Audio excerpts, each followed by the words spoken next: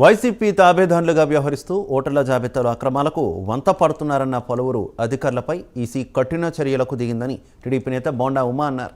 2021 తిరుపతి లోక్సభ ఉప ఎన్నికల్లో వైఎస్ఆర్సీపీ నాయకులు వేల సంఖ్యలో ఓటర్ గుర్తింపు కార్డుల్ని ఎన్నికల సంఘం వెబ్సైట్ నుంచి అక్రమంగా డౌన్లోడ్ చేశారని ఆరోపించారు.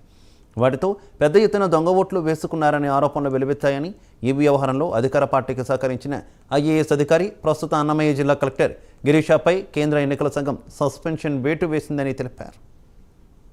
ఏ విధంగా అధికారులతో కుమ్మక్కై వైఎస్ఆర్ కాంగ్రెస్ పార్టీ నాయకులు, ఎమ్మెల్యేలు, మంత్రులు, వైసీపీ ప్రభుత్వం తాడేపల్లి ఆదేశాలను పాటించి బిఎల్ఓలు కానించి కలెక్టర్ల వరకు కుమ్మక్కైపోయి ప్రజాస్వామ్యాన్ని కూనీ చేసినటువంటి విషయం మీడియా ద్వారా అనేకసార్లు బయటపెట్టాం.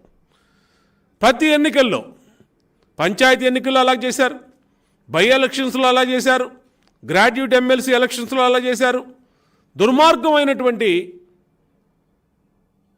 విధంగా ఎన్నికల్లో ప్రజాస్వామ్యాన్ని కూనీ చేసి దొంగ ఓట్లతో గెలిచినట్టుగా తిరుపతి ఎంపీని డిక్లేర్ చేసుకున్నారు.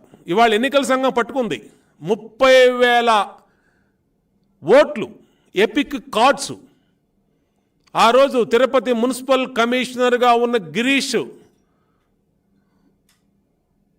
దీని నుంచి 30,000 ఓట్లు వెళ్ళి అంటే కరుణాకర్ రెడ్డి కొడుకు కరుణాకర్ రెడ్డి ఆ రోజు ఏ విధంగా వ్యవస్థల్ని దుర్వినియోగం చేశారు.